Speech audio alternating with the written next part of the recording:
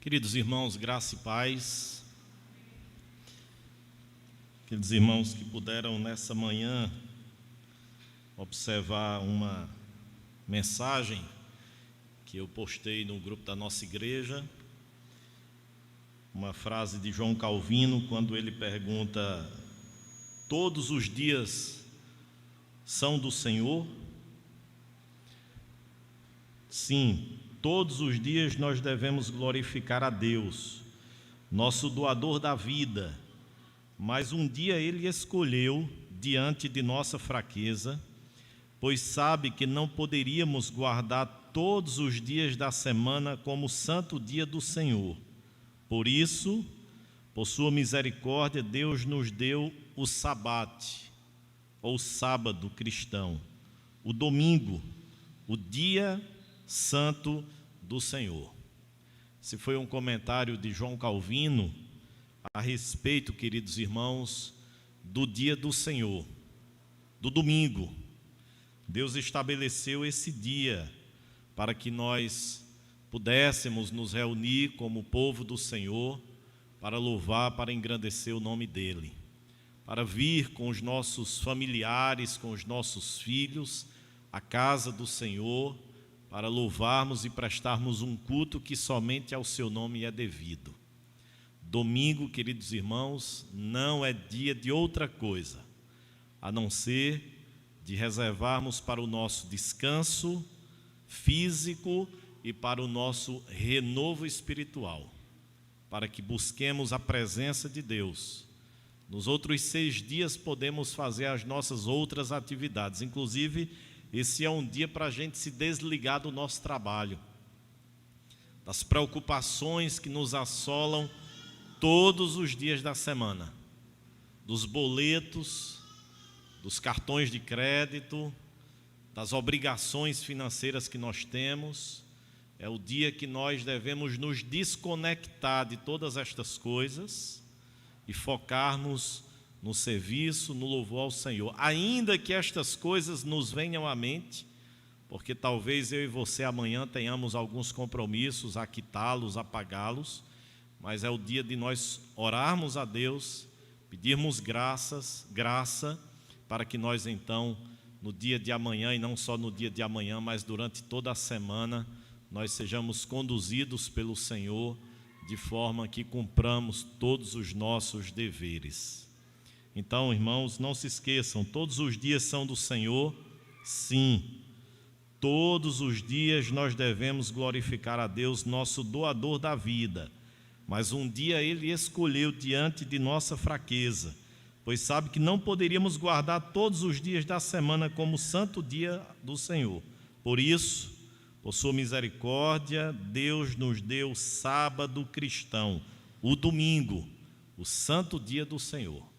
Esse é o dia de nós pais virmos à igreja e trazermos os nossos filhos à igreja, para que eles aprendam a cultuar o nome do Senhor, para que eles aprendam a servir o nome do Senhor, para que de fato seja nesse dia que nós renovemos a nossa confiança, a nossa esperança no nosso Deus, e assim sigamos por toda a semana. Não é aquela ideia dualista, medieval, um domingo sem missa, uma semana sem Deus, um domingo sem culto, uma semana sem Deus. Não é isso. O domingo é o dia inicial, dia do Senhor, mas durante toda a semana devemos orar, devemos ler a palavra de Deus, devemos nos alimentar para que nós tenhamos sabedoria, graça, força e resolvamos as nossas vidas. Porque é que muitas coisas nós não agimos como cristãos? Porque nós resolvemos na força do nosso braço, no grito, na voz mais alta, na autoridade que temos, e nos esquecemos de depender do Senhor no domingo, mas de segunda a sábado também. Então, queridos, que esse seja esse momento. E confesso que com muita alegria, ontem nós iniciamos o retorno das atividades presenciais para os nossos pequeninos, para os nossos filhos. Louvamos a Deus pelas irmãs que compõem o departamento infantil, pela dedicação, pela abnegação destas irmãs queridas que estão retomando os trabalhos presenciais para os nossos filhos, para os pequeninos da nossa igreja, que durante tanto tempo estiveram privados desse momento presencial. E é pensando nisso que eu dou a oportunidade agora às crianças de 4 e 5 anos, uma turminha que vai sair para o seu momento presencial, e de 6 a 8 anos, também para que possam sair e ter o seu momento de estudo presencial. A turminha de 9 a 11 anos, essa está funcionando no sábado, das 5 às 6h15 da tarde. Nós optamos dividir dessa forma para que não tenhamos um fluxo ainda maior de crianças e de adultos no nosso espaço, em virtude ainda das medidas de combate, de contenção à Covid-19. Mas a salinha de 4 a 5 anos, a de 2 e 3, né, que compõe essa salinha, que precisam ainda ficar no braço dos pais, a gente ainda não liberou. Você, pai e mãe, tem um pouquinho mais de paciência, até que a gente tenha uma segurança maior para retornar e liberar essas atividades. Apenas a de 4 e 6 e de 6 a 8 anos. Os adolescentes permanecerão aqui no templo conosco. E aí eu aproveito, queridos, para destacar algo que eu ouvi nessas últimas reuniões com alguns pais. Eu me recordo, irmãos, quando, alguns anos atrás, nós tomamos uma decisão de não liberar as crianças de 8 anos acima para o cultinho da noite.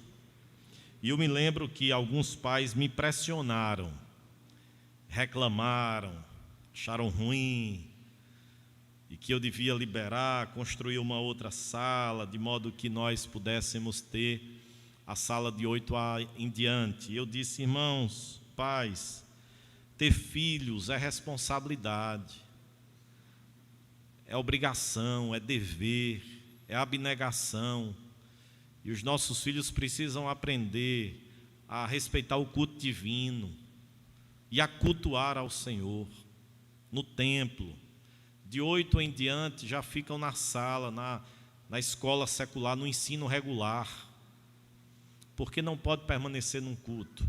E aí, mesmo diante de tantas reclamações, nós mantivemos a decisão, e ouvindo esses dias alguns pais dizendo que esse período sem as salas propiciou para que os filhos até abaixo dessa faixa etária, 4, 5, 6 anos, que alguns pais estavam trazendo já à igreja, pudessem aprender a se comportar, estavam nesse processo de crescimento. E aí eu me lembrei da decisão que tomei alguns anos atrás, mesmo fruto de reclamação, de insatisfação de alguns pais, mas me lembrei que, de fato, irmãos, se nós pais nos dedicarmos, nós podemos ensinar os nossos filhos a respeitarem o culto divino e a cultuarem ao Senhor, mesmo numa faixa etária abaixo de 8 anos. Então, pai e mãe, lembre-se disso. Ensine o seu filho, a sua filha, a respeitar o culto divino, a respeitar esse momento que nós estamos aqui nos reunindo. Esse não é um momento qualquer. Deveríamos, inclusive, como pais, ensinar com o exemplo e com as palavras, até mesmo o respeito devido ao culto divino com as nossas vestimentas. Eu posso citar um comentário de um colega esses dias que disse: o culto não é jogo de futebol. Não é, não. A igreja não é um estádio de futebol que você vem de bermuda, vem de todo jeito. E aí não é só para homem não, mulher. Tem mulher que chega às vezes aqui no culto com o short lá em cima. Não convém. Respeite a igreja. Respeite o culto divino. Você não vai para uma audiência seminua, mulher. Você não vai para uma audiência com uma mini saia, com um vestido coladíssimo. Por que é que você vem à igreja dessa forma? Por que é que você vem ao culto dessa maneira? Se vista decentemente, se vista compostamente, para servir o nome do Senhor, para adorá-lo. Respeite quem está aqui. Não sou eu, não. Respeite o Deus, que é o Senhor do culto, que é o dono da igreja. Respeite Ele. Então venha de forma decente. Venha e se vista de forma que de fato glorifique e honre o nome do Senhor. Não é legalismo, irmãos. É respeito. É reverência. O culto ao Senhor deve ser respeitado. O culto ao Senhor deve ser respeitado. Você pode ir para um jogo de futebol, você pode ir para uma praça, aí você vai de todo jeito, do jeito que você acha que convém, mas no culto não. No culto não é assim, não. O culto se veste decentemente. O culto se veste compostamente. Homens e mulheres. Homens e mulheres. Amém, queridos? Palavra pastoral. Palavra pastoral. Ouçam aquilo que eu nessa manhã estou vos instruindo. Deixa eu fazer uma pergunta a você. Não precisa me responder, não. Hoje é domingo, é o primeiro dia da semana. Mas eu queria que você pudesse se recordar de domingo passado para ontem, sábado. A quantas pessoas você partilhou o Evangelho nessa semana passada?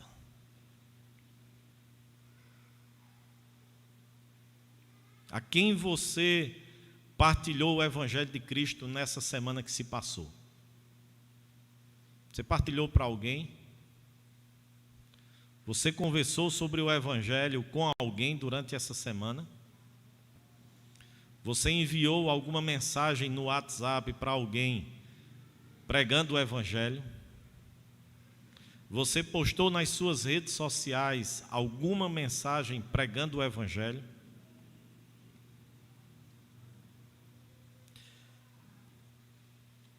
Se porventura eu e você fizemos isso essa semana, ou se porventura não fizemos, mas queremos nessa semana agora que está se iniciando fazê-lo, a que tipo de pessoa a gente vai pregar o Evangelho?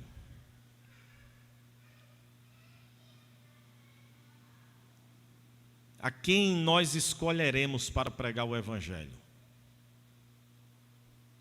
Eu tenho certeza que nós escolheremos pessoas que nós chamamos de simpatizantes ao Evangelho. Nós escolheremos pessoas que não refutarão a nossa mensagem. Há pessoas que não questionarão a nossa mensagem, pelo contrário, que dirão: eu estava precisando ouvir isso, era disso que eu precisava ouvir, ou era isso que eu precisava ouvir. Que palavra bonita, eu adoro receber essas mensagens. Provavelmente nós escolheremos pessoas dessa forma para compartilharmos o Evangelho. Mas eu queria, queridos irmãos, que nós nessa manhã pudéssemos pensar sobre talvez a pior pessoa, ou aquela pessoa que nenhum de nós, quando pensasse em partilhar o Evangelho com outro, escolheria. Você sabe quem eu me refiro? Eu me refiro ao apóstolo Paulo. Eu quero convidar você a abrir a sua Bíblia no livro de Atos, no capítulo de número 9, e lermos do versículo de número 1 até o versículo de número 19. Outra coisa, irmãos, usem as Bíblias impressas. Não há nenhum pecado de usar a digital, mas nos acostumamos com ela e muitas vezes estamos tendo dificuldade de manusear a impressa. Então use a Bíblia impressa, compre, invista, tem de letra gigante, letra pequena, tem de todas as formas, mas use a sua Bíblia e traga à igreja. Atos capítulo de número 9, versículo do 1 ao 19. Vamos nos colocar em pé para a gente fazer a leitura desse texto. Vamos ler de forma responsiva. Eu vou lendo os ímpares e os irmãos vão lendo os pares.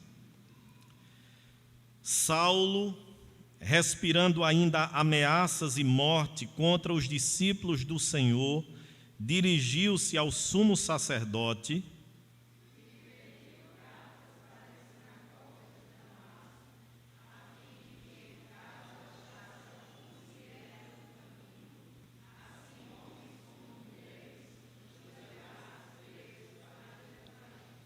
seguindo ele estrada fora. Ao aproximar-se de Damasco, subitamente, uma luz do céu brilhou ao seu redor.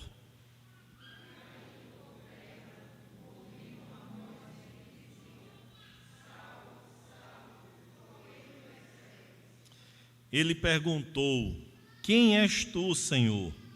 E a resposta foi: eu sou Jesus, a quem tu persegues.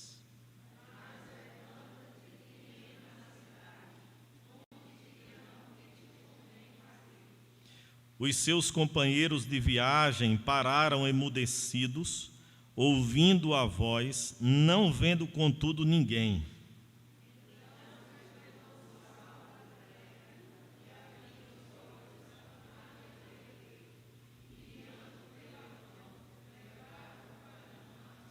Esteve 3 dias sem ver, durante os quais nada comeu nem bebeu.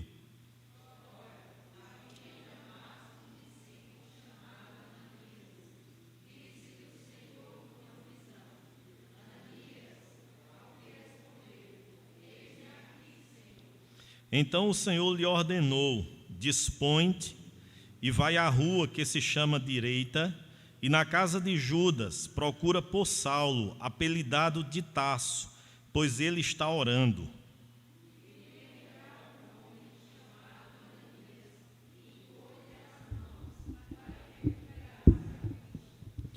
Ananias, porém, respondeu: Senhor, de muitos tenho ouvido a respeito desse homem. Quantos males tem feito aos teus santos em Jerusalém?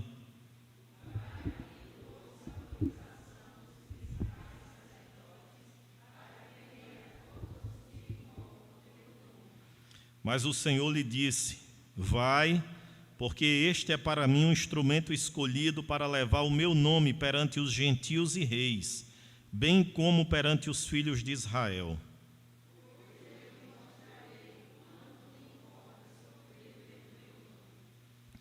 Então Ananias foi e, entrando na casa, impôs sobre ele as mãos, dizendo: Saulo, irmão, o Senhor me enviou, a saber, o próprio Jesus que te apareceu no caminho por onde vinhas, para que recuperes a vista e fiques cheio do Espírito Santo.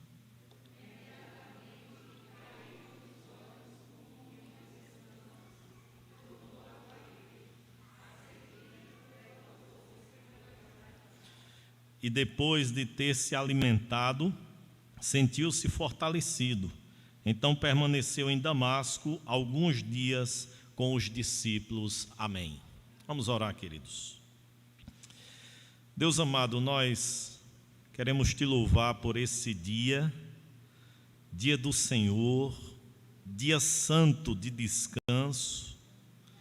Queremos, ó Deus, agradecer pela vida de cada um dos teus filhos que aqui estão, por aqueles, ó Pai, que por alguma impossibilidade não estão presentes, mas nos acompanham virtualmente, que o Senhor também os acolha e os abrace. E te louvamos pela tua palavra, porque podemos ler e meditar nela. Rogamos então que o Senhor ilumine os nossos olhos, de modo que contemplemos as maravilhas da tua lei. Em nome de Jesus. Amém. Amém.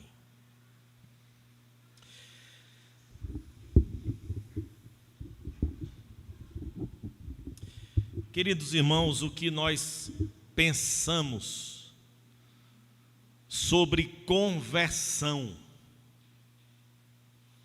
Se eu entregasse a você hoje à noite, hoje de manhã, aliás, um papel e uma caneta e tivesse a pergunta: o que é conversão? O que você diria? O que você responderia? Conversão, queridos irmãos, para muitos, significa tornar-se religioso. É alguém saindo de uma vida cética, de incredulidade, para a crença de que Deus realmente existe. Essa é a ideia comumente que nós temos a respeito de conversão. Tanto é que quando nós nos referimos àqueles que não conhecem a Cristo, nós os chamamos de incrédulos. Vamos pregar o Evangelho aos incrédulos, para que eles se convertam, ou seja, para que eles deixem a sua incredulidade, o seu ceticismo, e agora comecem a ter uma vida religiosa crendo em Deus. A questão é, essa resposta está errada? Não, mas ela não é completa. Ela não é completa, queridos irmãos, porque nós podemos ver pessoas extremamente religiosas, mas que não experimentaram a conversão. Pessoas que creem, pessoas que dizem acreditar em Deus, mas não são convertidas. E o apóstolo Paulo é um exemplo disso. Quando nós lemos, queridos irmãos, a vida do apóstolo Paulo, nós o vemos dizendo a respeito de si mesmo, lá em Gálatas capítulo 1, versículo 14, que ele era zeloso das tradições dos seus pais, que ele era proveniente da tribo de Benjamim. Ou seja, Paulo era alguém extremamente religioso, pela sua concepção sanguínea, carnal, procedente da tribo de Benjamim, zeloso das tradições dos seus pais, ou seja, das tradições judaicas. E até a sua formação foi diferenciada. Porque Paulo teve a oportunidade, conforme nós lemos lá em Atos 22, 3, de ser educado, de ser ensinado aos pés de um dos maiores mestres da época, chamado Gamaliel. Teve a oportunidade, queridos irmãos, de ter um conhecimento vastíssimo. Paulo era um poliglota. Ele falava grego, hebraico, latim e aramaico. Um homem que cresceu aos pés de um dos rabinos mais conhecidos, Gamaliel. Mas a Bíblia ainda nos diz, queridos irmãos, que Paulo teve a oportunidade, provavelmente, de ter aprendido com o seu pai a profissão de fazedor de tendas. E por causa da sua família, ele recebeu um título que naquela época lhe dava privilégios muito grandes, como o título de cidadão romano, que tinha naturalmente o direito de frente a alguma acusação, recorrer a César, em prol de sua própria defesa. Mas é interessante, queridos irmãos, nós notarmos que Paulo, como fariseu que era, homem extremamente religioso e zeloso das coisas de Deus, estava trabalhando contra Deus. E essa é a pergunta que nós podemos fazer nessa manhã. É possível ser zeloso das coisas de Deus trabalhando contra Deus? É possível? É possível ser alguém extremamente religioso, mas trabalhar contra o próprio Deus? É possível sim, queridos. E o exemplo nós encontramos aqui em Paulo. Extremamente zeloso, religioso, observador de todas as tradições judaicas, mas trabalhando contra o próprio Deus, se opondo à própria vontade de Deus. Ele se refere, queridos irmãos, em Romanos capítulo 10, versículo 2, aos judeus da seguinte forma: dou testemunho de que eles, os judeus, têm zelo por Deus, porém não com entendimento. Paulo pensava, queridos, estar servindo a Deus ao perseguir os cristãos. Paulo pensava que estava fazendo uma grande atitude, que estava sendo alguém extremamente observador, zeloso, preservador, protetor do judaísmo, da religião de seus pais, ao perseguir os do caminho. Mas, queridos irmãos, todo esse zelo de Paulo era fruto de uma cegueira espiritual, resultante de sua natureza pecaminosa. Todo esse zelo de Paulo pelas tradições judaicas, toda essa hostilidade, perseguição contra os cristãos, era fruto de cegueira espiritual. Lembram do hino que nós cantamos do nosso inário? Conversão. Como é que ele começa, irmãos? Em cegueira eu andei e perdido vaguei, longe, longe do meu Salvador.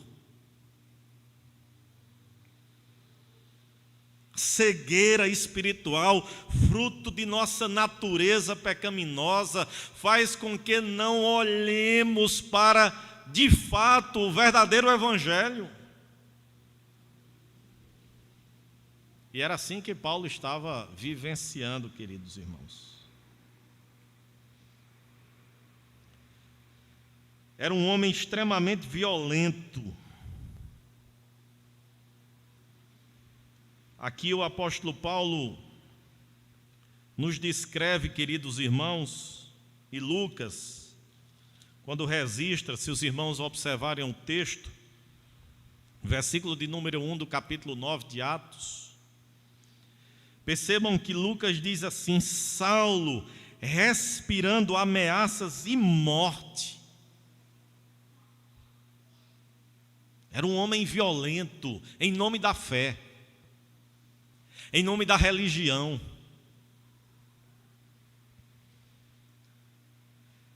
E, queridos irmãos, não há como nós afirmarmos categoricamente, porque o texto não descreve isso, e onde a Bíblia não vai, nós não podemos ir além. Isso é um princípio hermenêutico. Não sabemos ao certo se porventura pelas próprias mãos de Paulo ou de Saulo, Estevão, o primeiro mártir da igreja, foi apedrejado. Mas o que nós lemos, queridos irmãos, é que ele consentiu na morte de Estevão.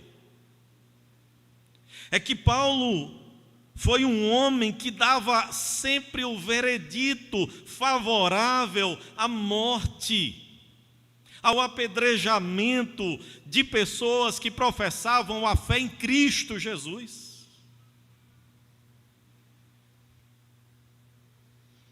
O que nós sabemos, queridos, é que Paulo, como membro do Sinédrio judaico, ele sempre votava favoravelmente à morte, ao extermínio daqueles que seguiam a Cristo Jesus. Capítulo de número 8 de Atos, se você porventura virar a página aí da sua Bíblia, versículo de número 3, Lucas diz: Saulo, porém, assolava a igreja, entrando pelas casas e arrastando homens e mulheres, encerrava-os no cárcere. O próprio Paulo, ele ia de casa em casa, violentamente, agressivamente, colocando pessoas no cárcere.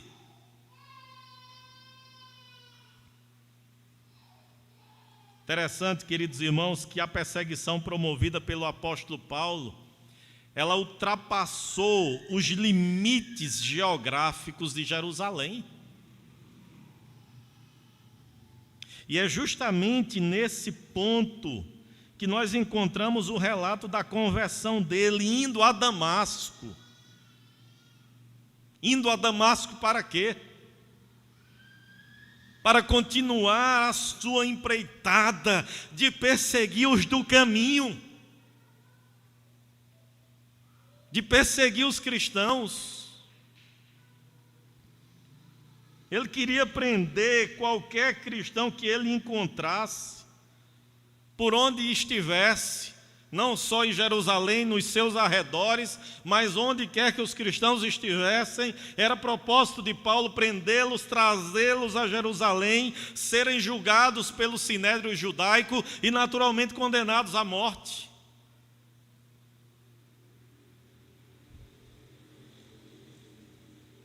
E eu fico, queridos irmãos, a pensar, quem teria coragem de pregar para Paulo?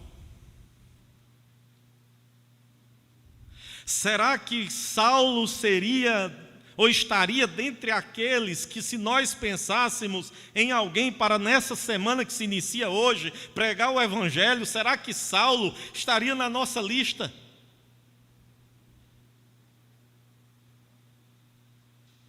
Será que Saulo estaria lá como aquele que a gente precisava pregar o Evangelho a ele?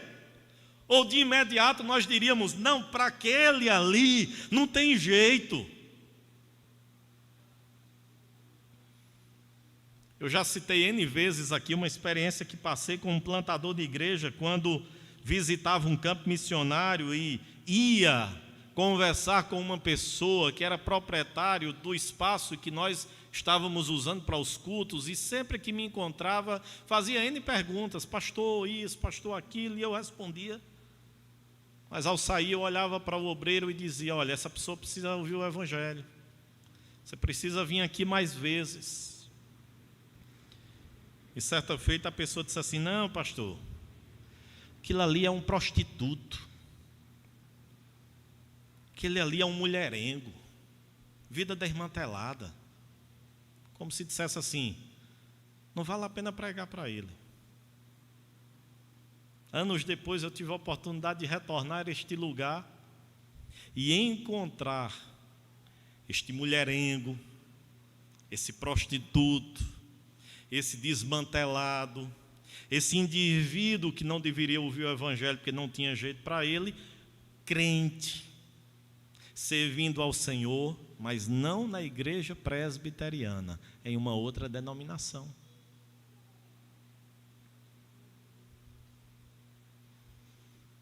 Quem nós escolhemos, queridos, para pregarmos o Evangelho? Aqueles que, ao terminar de ouvir uma mensagem nossa no WhatsApp, vai dizer, que mensagem bonita. Aqueles que, se a gente falar do Evangelho para eles, vão balançar a cabeça, concordar, dizer, é verdade, tudo que você está dizendo é verdade. Ou será que nós temos coragem de pregar a alguém que de repente vai nos refutar, vai nos questionar, vai de imediato dizer que o que nós pregamos é uma tolice, é uma loucura, é uma insanidade.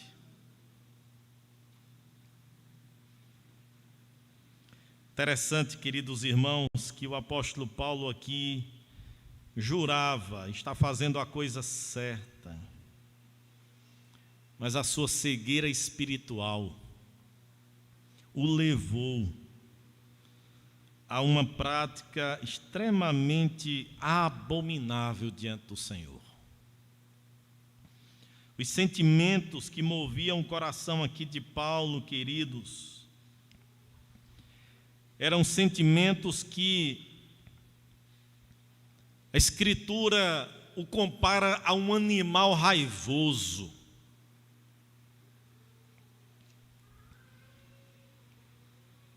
Paulo tinha no seu coração ódio, respirava ameaças de morte contra os cristãos.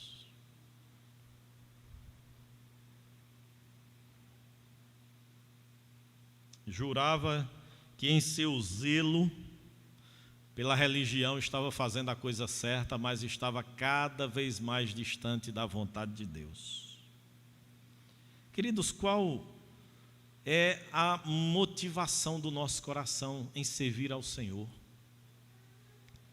Felizmente, há muitos cristãos hoje movidos por rancor, por ódio, por amargura, por mágoa, por inveja, por ciúmes.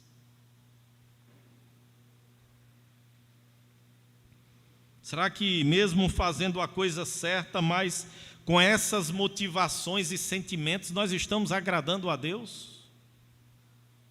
Nós estamos glorificando a Deus se a nossa motivação é ódio, é mágoa, é raiva, é ira, é ressentimento, é inveja, é ciúmes?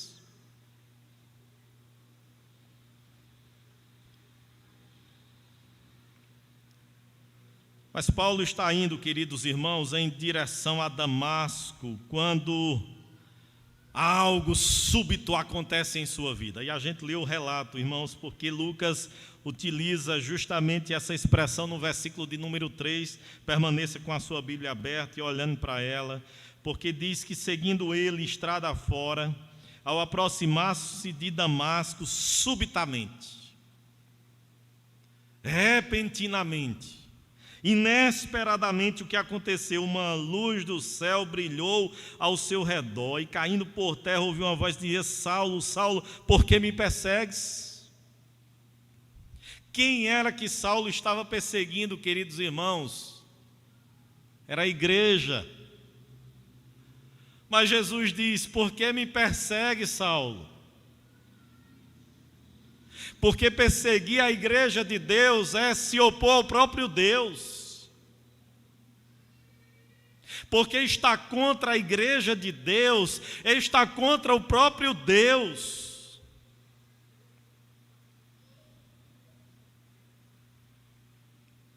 Ainda, queridos irmãos, que nós tenhamos as nossas divergências com outras pessoas, se opor, prejudicar, atrapalhar o desenvolvimento da igreja de Deus é lutar contra o próprio Deus. Então devemos refletir sobre as nossas motivações, porque nós podemos ser surpreendidos lutando, pelejando contra o próprio Senhor. E Paulo então responde: Senhor, quem és tu? E a resposta foi: eu sou Jesus a quem tu persegues. Queridos irmãos, o Senhor Jesus se aproxima aqui de Paulo e o chama pelo nome.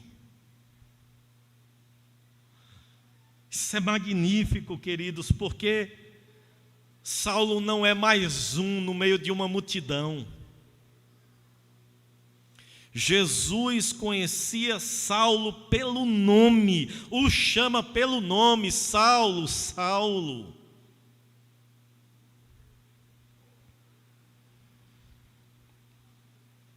Interessante, queridos irmãos, que lá escrevendo aos Gálatas, Paulo vai dizer que Jesus o conhecia, não a partir de Atos 9, mas Jesus o conhecia antes da fundação do mundo, porque Jesus tinha preparado um plano, tinha elaborado um plano que incluía ele antes da fundação do mundo.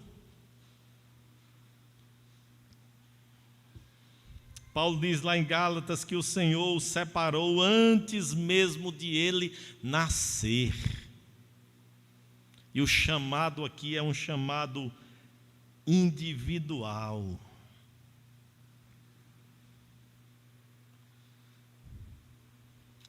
A conversão de Paulo, queridos irmãos, confirma a doutrina do chamado eficaz, ou confirma um dos pontos do calvinismo, a graça irresistível de Deus. Porque do ponto de vista da autonomia de Saulo, quando ele iria um dia se voltar para Cristo, ou diante de algum poder persuasivo de um bom pregador, quem seria capaz de persuadi-lo ao contrário? Absolutamente ninguém. Mas aqui é a prova clara, queridos irmãos, que quando Deus chama, não há coração endurecido que resista ao chamado de Deus. Quando o Espírito Santo de Deus age internamente no coração de pecadores, não há dureza que resista ao chamado eficaz de Deus. Isso é soberania. Isso é ser um Deus poderoso, que nem a dureza do coração humano, fruto do seu pecado, é capaz de resistir quando Ele chama.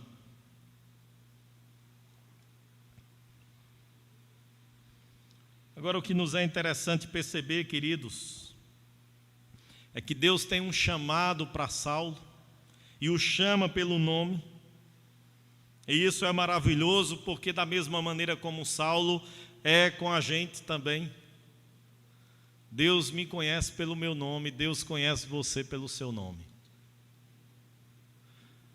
Você não é mais um na multidão, você é alguém que Deus conhece pelo nome e tem um propósito para a sua vida, assim como tem para a minha. Mas o que acontece, queridos irmãos, quando essa luz subitamente aparece no versículo de número 3, o versículo de número 4 diz que Saulo caindo por terra. Saulo caindo por terra. Ele não conseguiu ficar em pé. Aquela voz, aquela luz era algo tão extraordinário, tão magnífico, que ele caiu por terra. Porque, queridos irmãos, quando a voz de Cristo é ouvida pelo pecador, não há quem possa continuar em pé. Não há quem possa permanecer com o seu coração altivo, soberbo, orgulhoso, diante da grandeza, da majestade, do poder, da soberania de Jesus.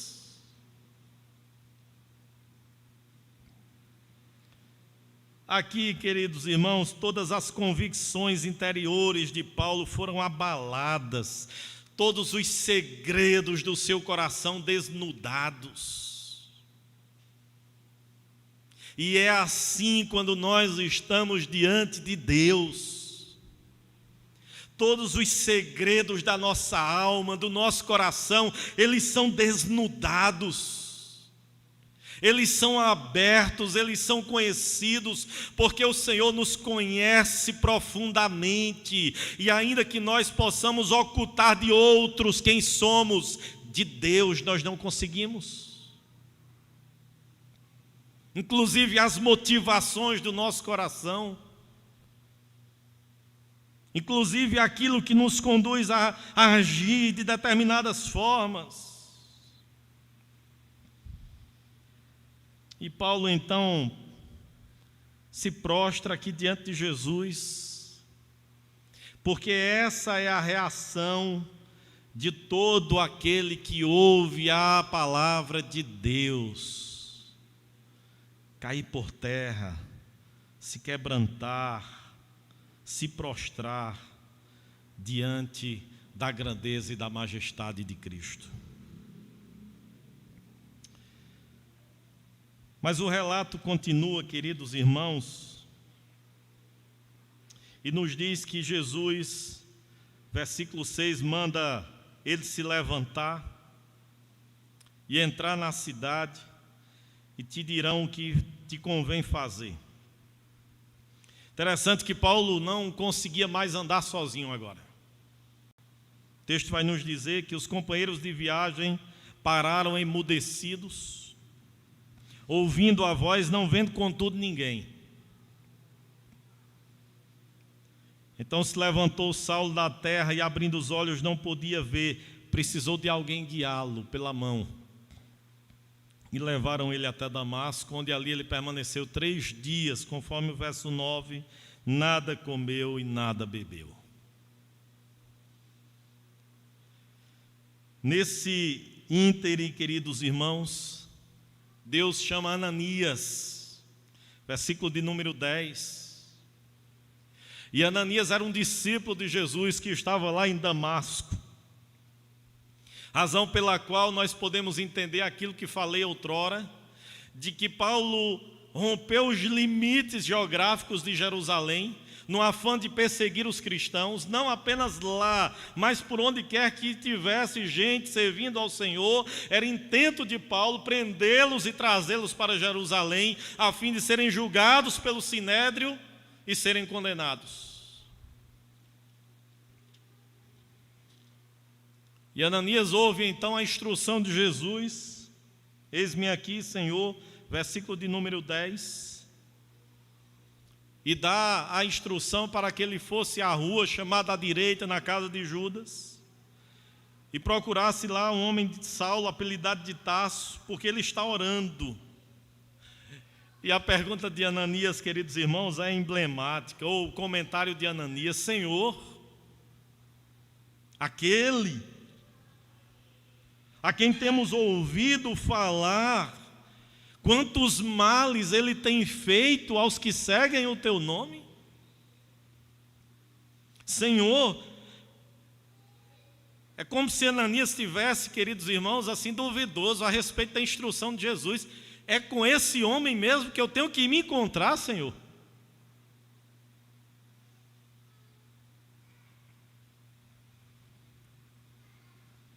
E Jesus responde no versículo de número 15: vai, porque este é para mim um instrumento escolhido para levar o meu nome perante os gentios e reis, bem como perante os filhos de Israel. Deus tinha um propósito, um chamado, uma missão confiada a Saulo, e ele deveria cumprir. Aqui, queridos irmãos, nós percebemos a dependência completa do Senhor. Saulo ali prostrado, agora quando se põe em pé, se põe à disposição do direcionamento de Deus.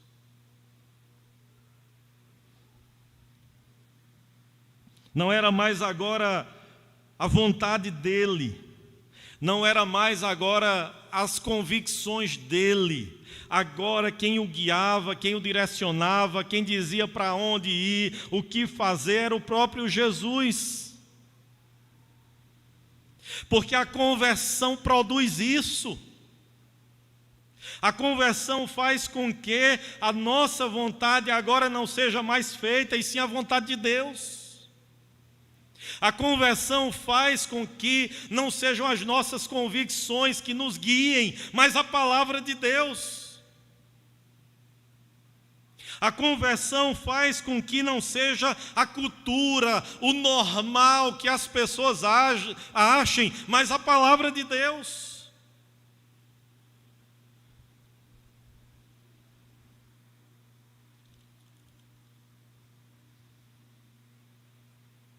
E é interessante, queridos, que nesse contexto há presença de pessoas também. Os companheiros de Saulo que o guiaram até Damasco, mas a própria vida de Ananias, que através dele o Senhor descamou os olhos de Paulo, restaurou a visão. E o versículo de número 19, percebam, diz que depois disso, ou seja, depois de seus olhos serem abertos, descamados, foi batizado, e versículo 19 diz: depois de ter se alimentado, sentiu-se fortalecido, então permaneceu em Damasco alguns dias com os discípulos. Essa relação de dependência, queridos irmãos, de Deus, mas também do outro. É isso que a conversão produz também. A conversão produz a dependência da vontade de Deus, do direcionamento de Deus, mas a conversão ela traz também a relação de dependência mútua. Porque ela nos incorpora, ela nos conecta, ela nos liga a um corpo, a uma aglomeração, a um conjunto de pessoas que é a igreja. E na igreja nós precisamos uns dos outros. A vida cristã não é feita para ser vivenciada em sua individualidade e egoísmo. A vida cristã é para ser partilhada, é para ser dividida, é para estarmos num ajuntamento de pessoas imperfeitas, como eu e como você. Pessoas que falham, que erram, que pecam. Mas é nesse contexto que nós vivenciamos as virtudes cristãs. Essa ideia, queridos irmãos, diabólica, de que nós só congregaremos numa igreja quando encontrarmos líderes perfeitos, irmãos perfeitos, isso é uma ideia, como disse, diabólica. Não há. Não há, inclusive, na sua própria vida, não há, inclusive, na sua própria família. Ou sua família é perfeita? Muitas vezes, inclusive, ocultamos as mazelas da nossa família, mas trazemos à luz as mazelas dos nossos irmãos na igreja. Por quê? Qual é a diferença? Porque a nossa família sanguínea, nós os protegemos tanto, e porque os irmãos na igreja, nós os expomos tanto.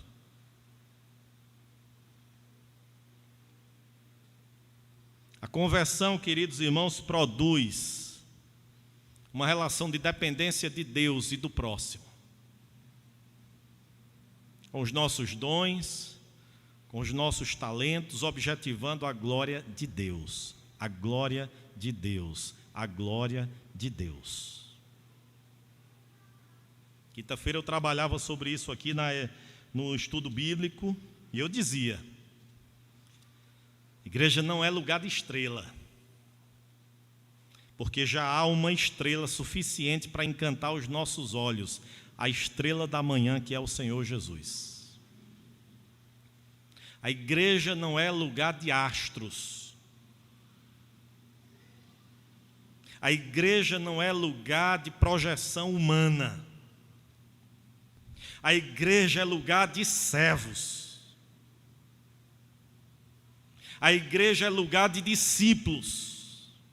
A igreja é lugar de pessoas que foram alcançadas por essa graça, que foram convertidas pela ação soberana e sobrenatural de Deus, para agora usarem as suas vidas, seus dons e talentos, em prol do próximo e para a glória de Deus. Então nós dependemos uns dos outros. Assim como Paulo ou Saulo dependeu daqueles que ali com ele estavam para guiarem até a casa de Judas. Assim como Paulo precisou e dependeu de Ananias para orar por ele, para que os seus olhos fossem descamados, para que ele fosse batizado, para que ele agora voltasse a se fortalecer, alimentasse a beber. A igreja também é este lugar. E nós devemos viver dessa forma, em mútua cooperação. Mas por fim, queridos, a conversão de Paulo, ela foi acompanhada de um chamado. Ela foi acompanhada de um ministério. Ela foi acompanhada de uma vocação. Senhor, disse Ananias, é Saulo mesmo que eu tenho que encontrar. Aquele a quem a gente ouve, escuta falar a respeito dele, é esse mesmo, Senhor? É, Ananias. Porque para mim, esse é um instrumento de glória. Porque eu o separei, Ananias, para que ele fosse o bandeirante do evangelho aos gentios, aos reis. É ele sim, Ananias. Agora, queridos irmãos, Paulo quebrantado, humilhado diante de Deus, dependente de Deus, ele entende que Deus tinha um chamado, um ministério para ele. E a resposta de Paulo a Jesus foi imediata e obediente, não muito diferente do profeta Isaías, quando também prostrado diante da grandeza de Deus, da santidade de Deus, da beleza de Deus, transformado, purificado, limpo do seu pecado, ouve o Senhor dizendo, a quem enviarei, Isaías? Quem há de ir por mim, Isaías? Senhor, estou aqui. Senhor, eis aqui a minha vida. Envia-me a mim, Senhor.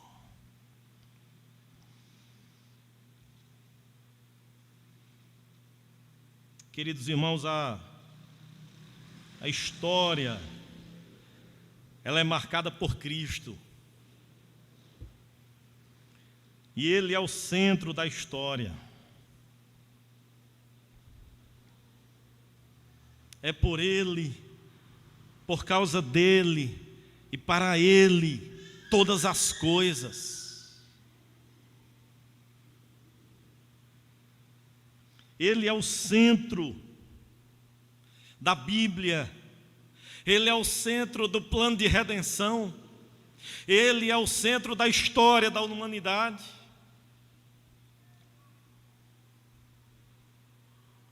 De modo, queridos irmãos, que há o antes e o depois de Cristo. Porque quando Cristo adentra a história de um pecador, sua vida é completamente transformada. Quando alguém de fato, queridos irmãos, é convertido, não apenas passa a crer, não apenas se torna alguém que acredita verdadeiramente em Deus, mas é alguém que pelas suas atitudes, pelo seu viver, demonstra, produz frutos dignos de arrependimento.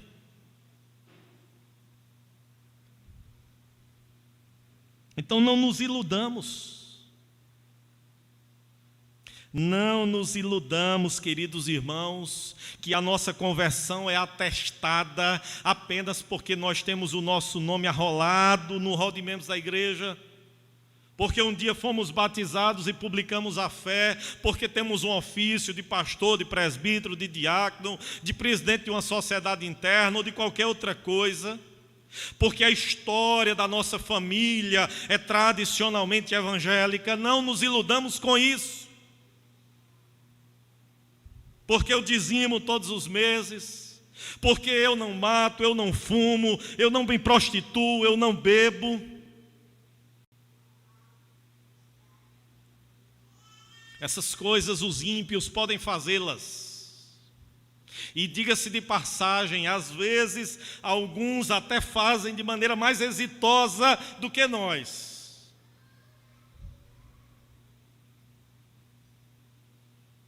Conversão verdadeira, queridos, é sim crer em Jesus.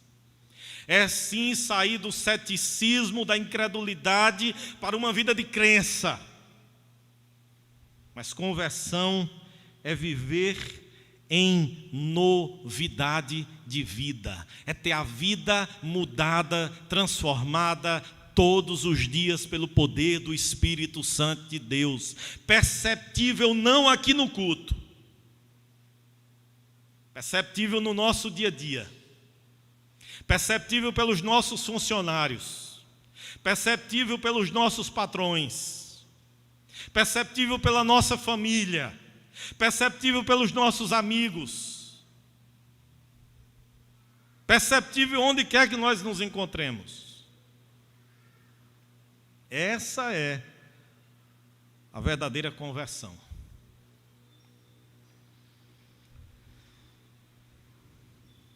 Eu quero concluir, queridos, perguntando a você se você falou de Cristo para alguém essa semana que se passou. Você falou de Cristo para alguém? Se porventura você não fez e essa semana quer se comprometer com isto, que tipo de gente você vai escolher?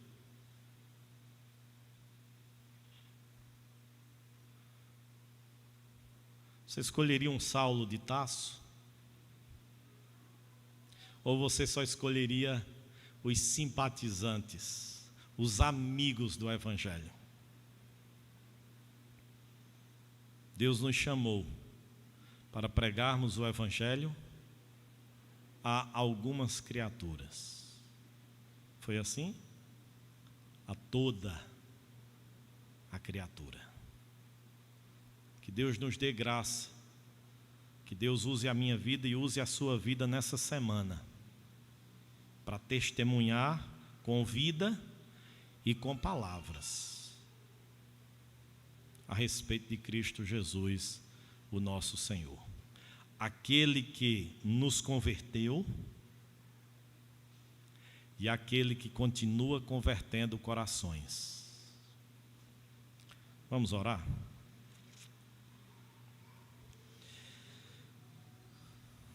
Deus amado, nós nos colocamos nas Tuas mãos nessa manhã de domingo, nos assemelhando ao profeta Daniel, dizendo que a nós nos pertence um corá de vergonha. Pelo nosso pecado, pela dureza do nosso coração, pelo mau testemunho que muitas vezes damos externamente, pelos sentimentos pecaminosos que alimentamos em nosso coração e pela omissão de pregarmos o Teu nome a toda criatura. Deus, assim como o Senhor se encontrou com Saulo e o transformou naquele caminho indo a Damasco, o Senhor fez isso com nossas vidas há algum tempo atrás, mas talvez, Deus, nós tenhamos perdido o primeiro amor. Talvez nós tenhamos deixado que as decepções, que as frustrações, que os aborrecimentos, chateações da nossa caminhada cristã, talvez nós tenhamos permitido que essas coisas fossem apagando e diminuindo o nosso amor por Ti, o nosso desejo de servir o Teu nome, o nosso prazer no culto público, o nosso anseio de ler a Tua palavra e orar todos os dias em nossas casas. Deus, nessa manhã nós queremos pedir perdão ao Senhor e pedir, ó Deus, tem misericórdia das nossas vidas. Nos faz compreender as implicações da verdadeira conversão.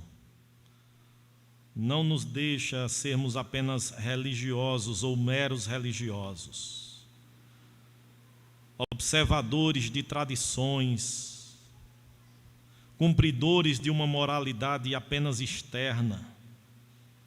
Nos ajuda, Senhor, a primeiramente, pela ação do Teu Espírito, purificar o nosso interior, o nosso coração, e que aí sim, as nossas palavras, os nossos comportamentos sejam frutos de um coração purificado, de um coração transformado, de um coração limpo pela ação do Teu Espírito. Abençoa-nos nessa manhã, Deus. Em nome de Jesus. Amém. Amém. Uma boa tarde, bom almoço e à noite nos encontramos.